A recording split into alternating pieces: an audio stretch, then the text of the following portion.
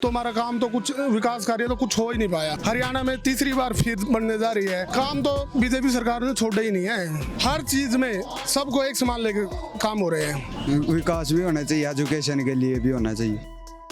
हरियाणा विधानसभा चुनाव को लेकर अब माहौल पूरी तरीके से गर्माता हुआ नजर आ रहा है। हरियाणा चुनाव को लेकर सभी पार्टियों के जो कैंडिडेट्स हैं वो जनता के बीच जाकर कई मुद्दों को लेकर संवाद करते हुए भी नजर आ रहे हैं।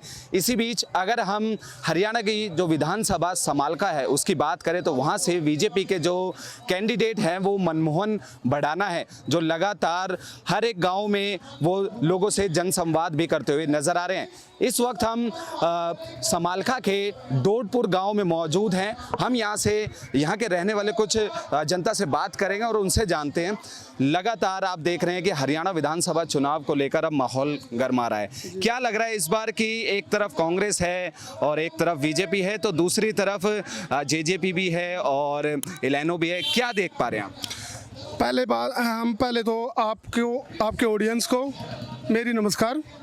आप समालका विधानसभा की बात कर रहे हो या पूरे हरियाणा विधानसभा? पहले तो हम समालका विधानसभा की आपसे बात। हमारे समालका विधानसभा में मनमोहन भड़ाना जी बहुत ही अच्छी वोटों से लीड लेकर हरियाणा विधानसभा में पहुंचेंगे। तो क्या कुछ मुद्दे क्या हैं कि आप जो उनके सामने रखना चाहते हैं, क्योंकि इससे पहले कांग्रेस के कैंडिडेट हमारे माननीय धर्म सिंह चौक्कर जी बहुत ही जुझारू नेता वैसे तो, पर इनका ये 5 साल का कार्यकाल, इसमें जीरो विकास कार्य, जीरो। ठीक है, 2014 में कांग्रेस की सरकार थी, हरियाणा में सरकार थी, अच्छे काम भी कराए हैं। हो चाहे वो जाट समुदाय के हों, हमारे गुज्जर समुदाय के बहुत ही कम, बहुत सी नाम मात्र ही हुए हैं। चलो कोई नहीं, वो भी हमारे भाई हैं, उनका और हमारा और एक ही बात है। अब की बार 2019 से 24 का कार्यकाल हमारा हल्का समालका, पहले तो निर्दलीय विधायक हमारे रविंद्र मछरोली जी, हमारे हल्के का दुर्भाग्य रहा। हरियाणा सरकार में जैसे बीजेपी की सरकार आई तो यहाँ निर्दलीय बन गया। 5 साल वो पीछे गए, 5 साल अब की बार विपक्ष का कैंडिडेट बन गया हमारा, तो हमारा काम तो कुछ विकास कार्य तो कुछ हो ही नहीं पाया। तो क्या क्या मुद्दे इस बार आप रखना चाहते हैं समालका विधानसभा? पहली तो बात, हमारी सेंटर में बीजेपी भारतीय जनता पार्टी की सरकार है। हरियाणा में तीसरी बार फिर बनने जा रही है। काम वाली बात तो भाई साहब ऐसी है, काम तो बीजेपी सरकार ने छोड़ा ही नहीं है।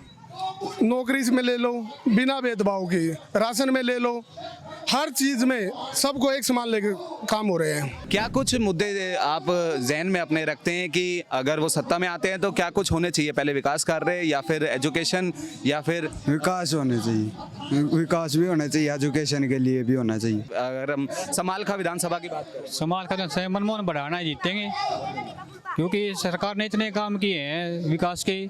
हमें विकास चाहिए बस, और कोई मुद्दा नहीं है। पहले देख लियो, सरकारें काफ़ी आई, जो काम बीजेपी ने किए किसी ने नहीं किए। पहले विकास नहीं समालका देश में, समालका में नहीं हुई इतनी ज़्यादा विकास जैसे अब हो रहे हैं। अब हर बिरादरी से, हर उससे बच्चे लग रहे हैं, बिना पैसों के लग रहे। और अपने रोड देख लो, पूरे देश में देख लो, ये तो कहीं अपना हमारे गाँव का रोड था टूटा पड़ रहता है, अब चौड़ा भी हो गया, एकदम नया बन रहा है, बढ़िया, सारे फर्स्ट क्लास रोड है। तो ऐसे में लगातार जो यहाँ से कैंडिडेट हैं बीजेपी के मनमोहन भड़ाना, वो लगातार लोगों के बीच जा रहे हैं और मुद्दे जानने की कोशिश कर रहे हैं। क्या कुछ आपको लग रहा है? जानने भी चाहिए और करने भी चाहिए भाई, कुछ कमी रह गई हो तो उन्हें क्या पूरी करो। इलेक्शन को लेकर क्या सोचते हैं कि इस बार समालका विधानसभा से ये मनमोहन नहीं बनेगा सर अब की बार। क्या कारण? कारण सर कांग्रेस ने कुछ नहीं करा, इस करके बदलेंगे ही कांग्रेस ने जी। आप भी समालका विधानसभा में आप रहते हैं, क्या कुछ लग रहा है जो आप विधानसभा के चुनाव अब बिल्कुल नजदीक आ गए? यार मेरे को तो ऐसा लगता है जी, जो हमारी ये सरकार है, मोदी सरकार जी, मैंने कभी भी जिंदगी में भी +2 कराया हुआ बालक हूँ, पढ़ा लिखा हूँ, ऐसी कोई बात नहीं। जनरल नॉलेज का थोड़ा हाँ ज्ञान है, पूरा तो कह नहीं पाता, थोड़ा हाँ ज्ञान जरूर है।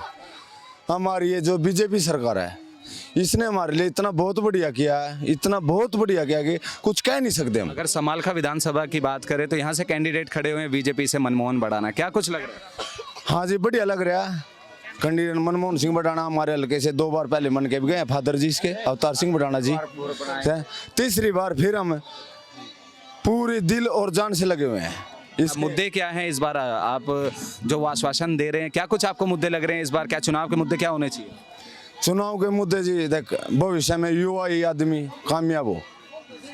मेरा तो सबसे बड़ा मुद्दा एक है कि बिना निष्पक्ष कुछ दुर्वेश भावना के रखते हुए अपने नेताजी को चुनो और अपने भविष्य की तैयारी करो। वो हमने मोदी सरकार में लगा है। मनमोहन सिंह बढ़ाना भी हमारे भाई हैं, हमारे बड़े भाई हैं, हमारे अंकल जी अवतार सिंह बढ़ाना है। एक हम ये चाहते हैं कि जैसे भी हमारे मोदी जी सेंटर में बैठे हैं, निष्पक्ष नौकरी लग रही है बिना पीछे।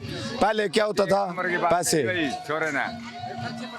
मैंने खुद कुछ ना कुछ करके देखा है, इस बारे में मैंने बहुत ज़्यादा गहरी नॉलेज है। तो सबको मौका मिले सरकार में, गरीब के बच्चे को मौका मिले और बढ़िया को मौका मिले, और दूर विदेशों में बैठे हमारे देश की इज्जत भी हो। समालखा विधानसभा में जो लोग रहते हैं उनसे बातचीत करने की कोशिश करी तो उन्होंने साफ तौर पे कहा है कि यहाँ पर अगर हम 2019 से 2024 की बात करें तो यहाँ पर जो कार्य हैं वो बेहद ही कम देखने को मिले। लेकिन एक दूसरी तरफ उन्होंने ये भी कहा है कि जो यहाँ से बीजेपी के कैंडिडेट हैं मनमोहन भड़ाना, अगर वो यहाँ से जीते हैं तो वो आश्वासन देते हुए खुद नजर आ रहे हैं कि वो लोगों के हित के लिए कार्य करते हुए नजर आएंगे। लेकिन ये देखना होगा कि जो 5 तारीख को जो वोटिंग होनी है और उसके बाद 8 तारीख को जो रिजल्ट आना है उसके बाद क्या कुछ रुख देखने को मिलेगा, कौन सत्ता में आता है और कौन सत्ता में नहीं आता है।